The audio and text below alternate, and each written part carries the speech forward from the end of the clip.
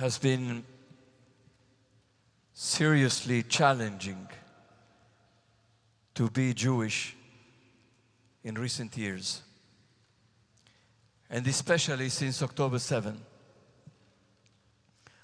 Our community has become painfully and bitterly polarized over Israel, Zionism, the war in Gaza, anti-Semitism, American politics, and most recently, the mayoral election in our city.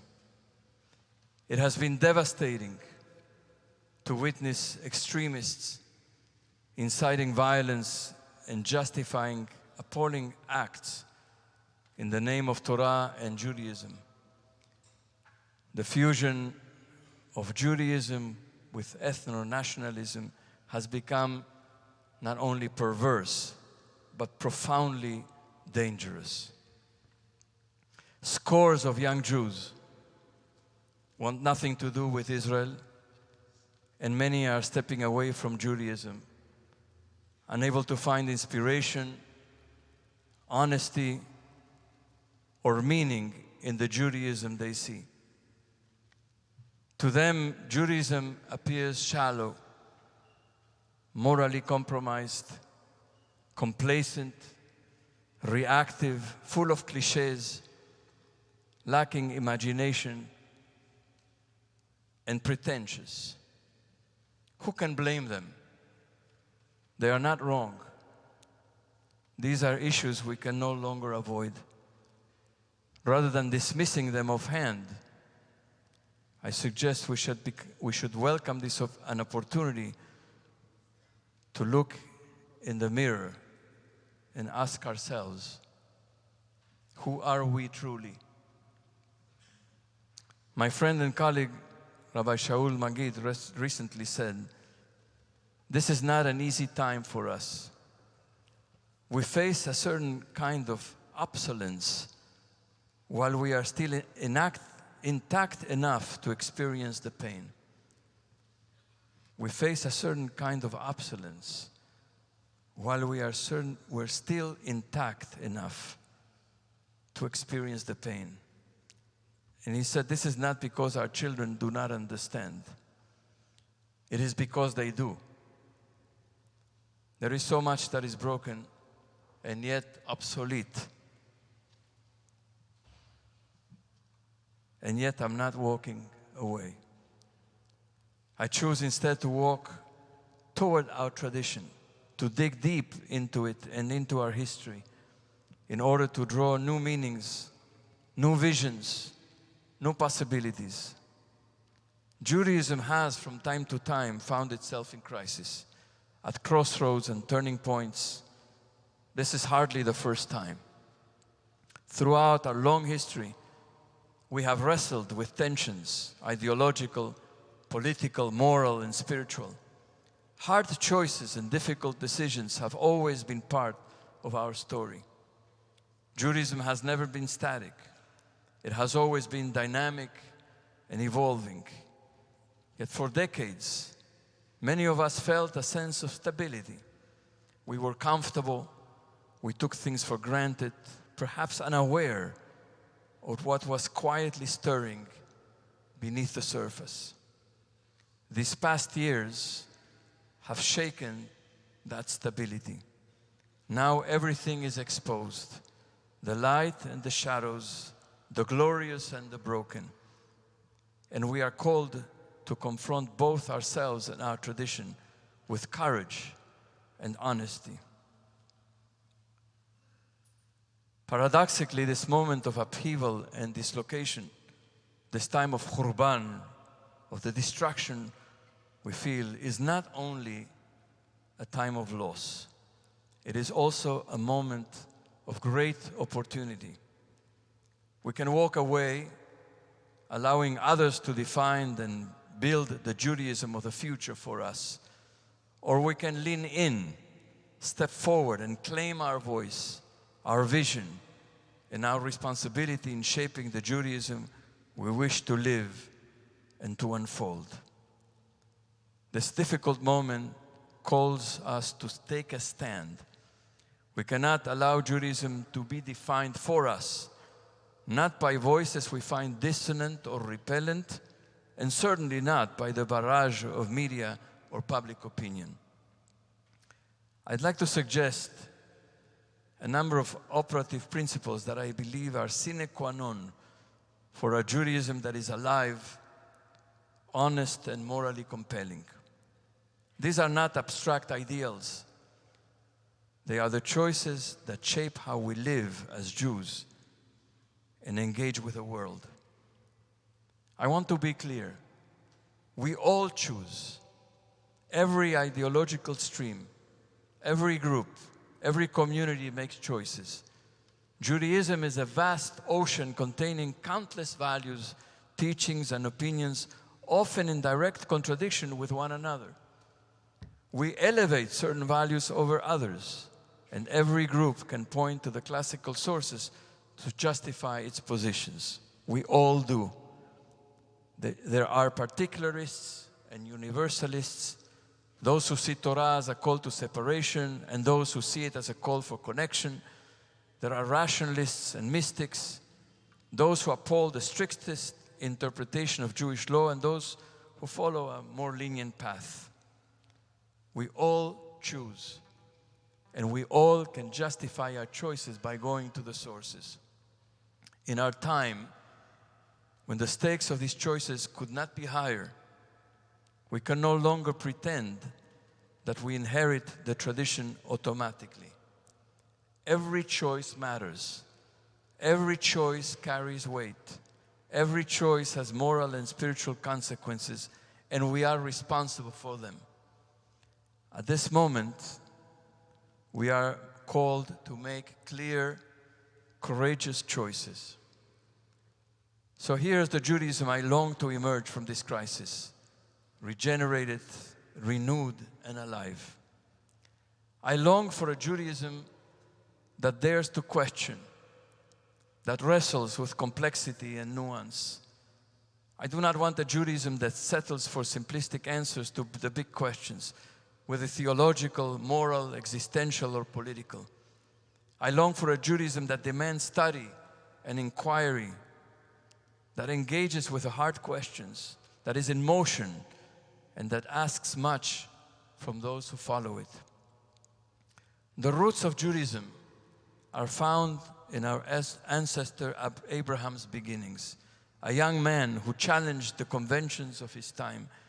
He was an iconoclast, shattering the idols in his father's shop, challenging the king, and refusing to follow the easy path. According to many commentators, he was a philosopher and a teacher, always questioning, always inquisitive, challenging conventional thinking, which led him to perceive truths that no one else saw. Abraham is called Ivri, translated as Hebrew. Ivri comes from the word ever, meaning the other side, because he came from the other side of the river. Abraham was willing to cross into the unknown, leaving behind everything familiar, venturing into new possibilities and embracing the uncertainty of a path no one had yet traveled. For the rabbis, the word Ivri, Hebrew, also means one who stands alone on one side while the whole world is on the other. He stood alone because he rejected the conventions of his age. He acted with integrity, spoke the truth, challenged injustice, and guided others towards righteousness. Second, I long for a Judaism that lives in truth, demanding honesty first and foremost of ourselves. There's an interesting passage, beautiful passage in the Talmud. You all know the words, Ha'el HaGadol HaGibor VeHanora. We recite them in every single Amidah. Say, Baruch Ata Elohei Avraham, Elohei Yitzhak, Ha'el HaGadol HaGibor VeHanora. Means the God who is great, mighty, and awesome. These words actually are the words of Moshe in the book of Deuteronomy when he referred to God this way. He said, God is God who is great and mighty and awesome. Generations after Moshe, the prophet Jeremiah saw the enemy rampage through the temple. He said, where is God's awe? So in his prayer, actually in the book of Jeremiah, he left out the word Hanorah, awesome. He said Hagadol veHagibor, but he refused to say Hanorah. Daniel, another prophet, seeing his people crushed under the enemy's hand in Babylonia, asked, where is God's might? In his prayer, he left out the word Gibor.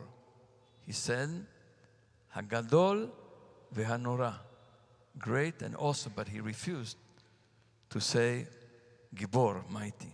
The Talmud asks, how could Jeremiah and Daniel change the words of Moshe? Rabbi Elazar answers, because they knew that the Holy One is a God of truth and despises lies. To stand before God in prayer, they would not speak words that rang false. Jeremiah and Daniel adjusted their words because God is a God of truth who despises falsehood. This lesson extends beyond prayer. It calls us to honesty in every part of our lives, but we have often been afraid of the truth. It is said that at the time of creation, God left an unfinished corner in the dark. The Kotzker Rebbe said, one little corner. God left one little corner in darkness so that we may hide in it. We hide from the truth about ourselves, about our choices, our Jewish community, our institutions, America and Israel. We tell ourselves convenient stories, deflect blame, and seek comfort in illusions rather than confronting reality. But Judaism calls us to face what is real, not what is easy, and to live with the courage and moral clarity that truth demands. Heschel wrote, truth is not a feeling, a mere thought. Truth confronts us as a behest, an insistent summons, austere, uncompromising. Are we able to respond to it in the recesses of our souls? Truth is often gray. Deceit is full of splendor. One must hunger fiercely after truth to be able to cherish it. Third, I long for a Judaism that is compassionate and empathetic. We call God Rahum veChanun, merciful and compassionate, time and again. So why do we tolerate cruelty and callousness in the name of Judaism? Many of you know the story of Yael. She's a heroine in the book of Judges, celebrated for her courage and decisive action. She played a pivotal role in Israel's victory over Sisera, the commander of the Canaanite army. When Sisera fled from battle, Yael welcomed him into her tent and killed him while he slept, driving a tent peg through his head. That's in the book of Judges, in the Song of Devorah. And the Song of Devorah praises her as the most blessed of women. The Talmud draws a powerful lesson from another figure in the same story, Sisera's mother. The rabbis teach that the 100 blasts of the shofar that are required to be sounded on Rosh Hashanah correspond to Sisera's mother's 100 cries. She peers anxiously from the window, waiting for her son's return from battle. As hope fades, despair and grief take hold of her. She realizes her son has been killed, and she begins to weep. Why did the sages choose her to teach this lesson about the 100 blasts of the shofar being the cries of Sisera's mother?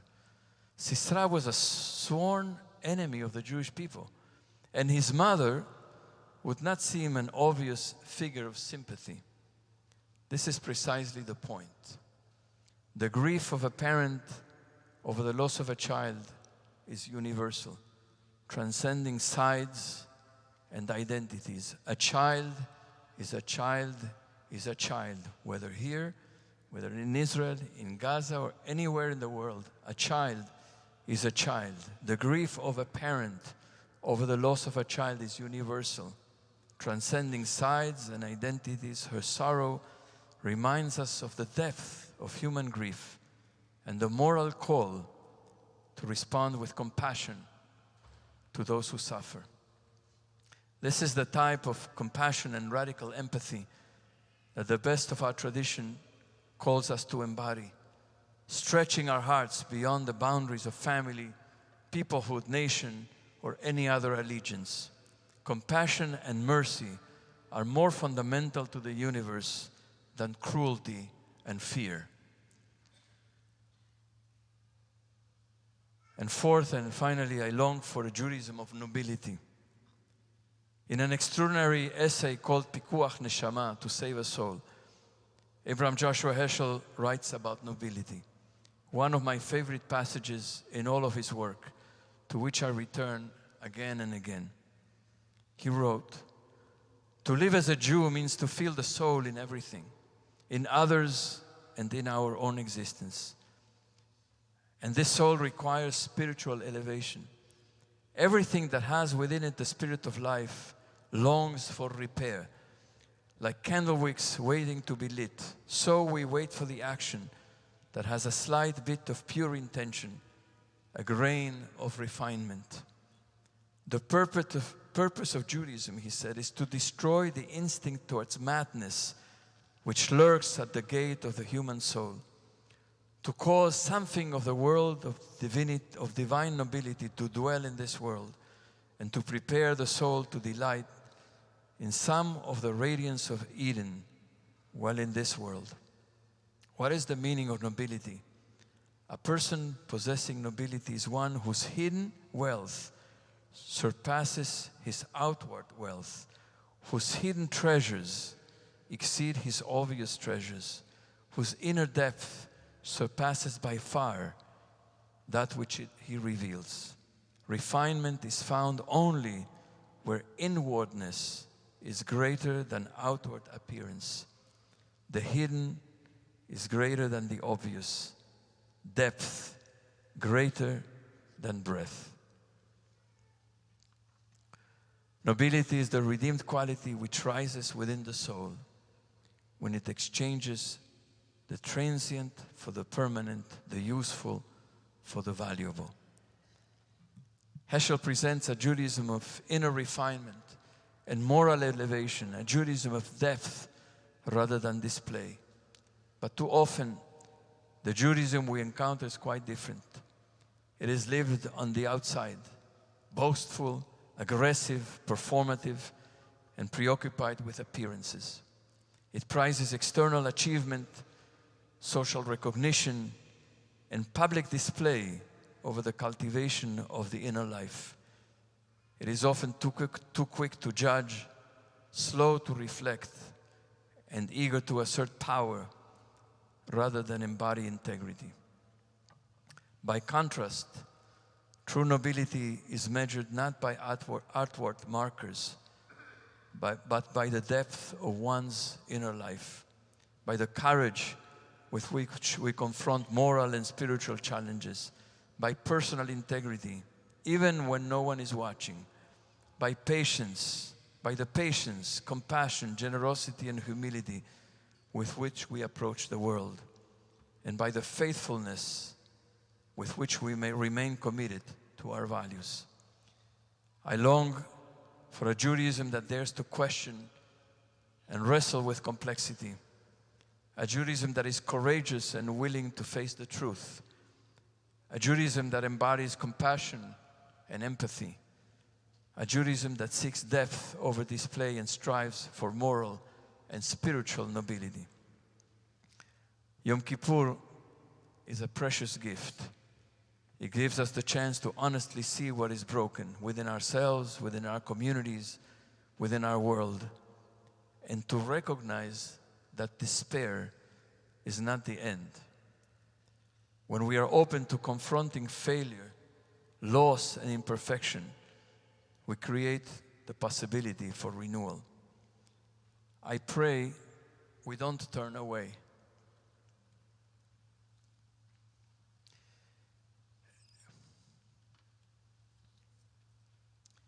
And I pray and I ask, particularly the younger people among us, do not turn away. Do not turn away. We will not settle for complacency. We will not let despair take over.